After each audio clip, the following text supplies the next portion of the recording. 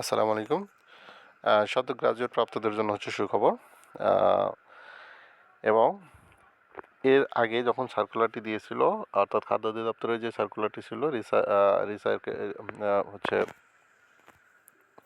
রিসার্কুলার হওয়ার আগে যারা আবেদন করার সুযোগ পাননি তাদের জন্য হচ্ছে সুখবর। আ এটি আরও কয়েক বছর আগে কিন্তু সার্কুলার প্রকাশিত হয়েছিল।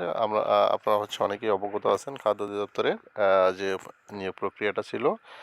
টোটাল 25টি ক্যাটাগরিতে হচ্ছে কিন্তু নিয়োগের জন্য হচ্ছে আবেদন আহ্বান করা হয়েছিল, একটি সার্কুলার আহ্বান করা হয়েছিল, যেটির পরীক্ষা হয়ে যাওয়ার কথা ছিল অনেক আগেই, কিন্তু যে কারণেই হোক সময় ক্ষেপণের কারণে এবং হচ্ছে যে বয়স বৃদ্ধির যে একটি বিষয়, সেই বিষয়ের কারণে কিন্তু পরীক্ষাটি হয়নি, বরং সার্কুলারটি রিসার্কুলার হয়েছে, যেটা হচ্ছে সদ্য গ্রাজুয়েটদের জন্য হচ্ছে খুবই আশার বাণী।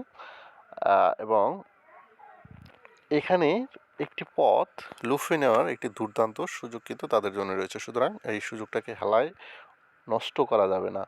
যারা খাদ্য অধিদপ্তরে হচ্ছে আবেদন করবেন এবং হচ্ছে পরীক্ষার প্রস্তুতি নিতে যাচ্ছেন, যে কীভাবে প্রস্তুতি নিলে এখানকার একটি পথ বাগিয়ে নেওয়া সম্ভব, সেই বিষয়ে আজকে একটু বিস্তারিত আলোচনা করব। ধৈর্য ধরে সম্পূর্ণ ভিডিওটি অবশ্যই দেখবেন। আচ্ছা, আমরা যদি একটু বিস্তারিত একটু আলোচনা করার চেষ্টা করি যে খাদ্য অধিদপ্তরের বাছাই পরীক্ষা, এই পরীক্ষাটা আসলে কিভাবে হয়, কোন প্রক্রিয়া হয়, কেমনভাবে প্রস্তুতি নিতে হবে, সে বিষয়ে কিন্তু একটু আলোচনা করব। আচ্ছা, আমরা এখানে যে বিষয়টা দেখতে পাচ্ছি, যে খাদ্য অধিদপ্তরের নিয়োগ প্রশ্ন কাঠামো অনেকটা কিন্তু সরকারি প্রাথমিক বিদ্যালয়ের সহকারী শিক্ষক নিয়োগ পরীক্ষার মতো। আচ্ছা, তবে খাদ্য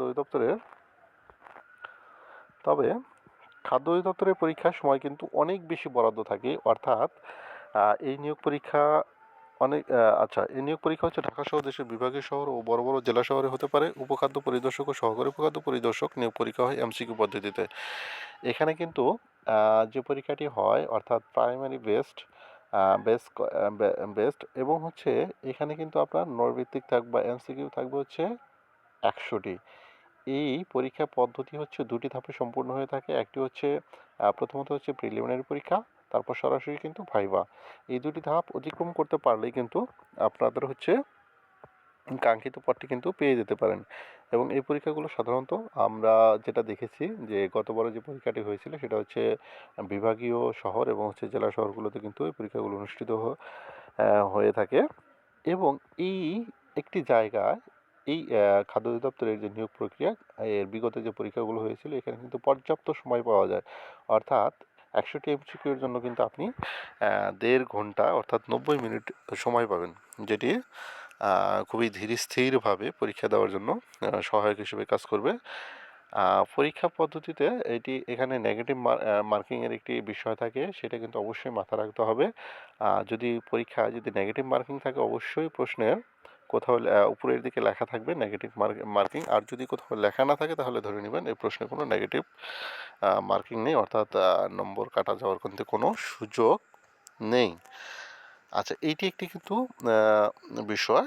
এবং আপনাকে যে বিষয়টি আরও ডিটেলস জানতে হবে সেটা হচ্ছে নিয়োগ প্রশ্নের নম্বর বন্টন। আপনার যদি হচ্ছে পূর্ব প্রস্তুতি, অর্থাৎ এই অধিদপ্তর সম্পর্কে প্রিভিয়াস প্রশ্ন প্যাটার্ন সম্পর্কে কোনো ধারণা না থাকে, তাহলে কিন্তু খুব বেশি সুফল ভোগ করতে পারবেন না। সেই ক্ষেত্রে আপনাকে এই অধিদপ্তরের যে নিয়োগ প্রক্রিয়া রয়েছে, অর্থাৎ প্রশ্নের যে মানবন্টন রয়েছে, সেখান থেকে কিন্তু পুরোপুরি ধারণাটা আপনাকে রাখতে হবে, যাতে আপনাকে কষ্ট না করতে হয়। সেই জন্য বিগত বছরের প্রশ্নগুলো অ্যানালাইসিস করে আমরা যে বিষয়টি পেয়েছি সেটা হচ্ছে এরকমভাবে প্রশ্ন হয় সাধারণত যে উপখাদ্য পরিদর্শক ও সহকারী উপখাদ্য পরিদর্শক পদের পরীক্ষার প্রশ্নের ধরন হতে পারে এরকম। কেমন? যেমন বাংলা, এখান থেকে এমসিকিউ থাকতে পারে 30টি অথবা 25টি, এবং ইংরেজিতেও সেম 30টি বা 25টি থাকতে পারে। গণিতের ক্ষেত্রে হচ্ছে কিছুটা কম থাকে, 20 বা 25টি, এবং থাকবে সাধারণ জ্ঞান। অর্থাৎ 4টি সেগমেন্টে কিন্তু এখানে প্রশ্ন সাধারণত এসে থাকে, বিগত প্রশ্নগুলোতে আমরা তাই দেখেছি। তাহলে বাংলা, ইংরেজি, গণিত এবং হচ্ছে সাধারণ জ্ঞান, এই টোটাল আমাদের হচ্ছে 100 নম্বরের কিন্তু একটা এমসিকিউ পরীক্ষা হবে। আচ্ছা, যেটি মোটামুটি অনেকটাই আমাদের প্রাইমারির যে সিলেবাস আছে সেই সিলেবাসের কেন্দ্রিক।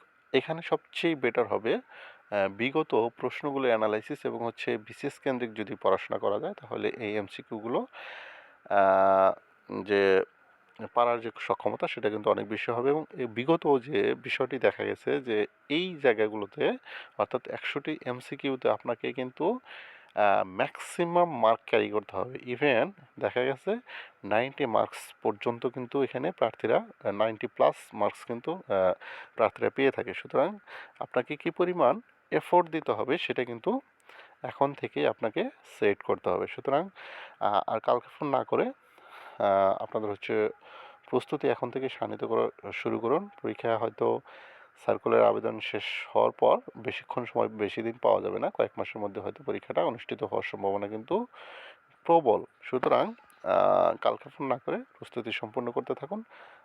আজকে এ পর্যন্তই। সকলের সর্বাঙ্গীন মঙ্গল কামনা করে শেষ করছি। আল্লাহ হাফেজ।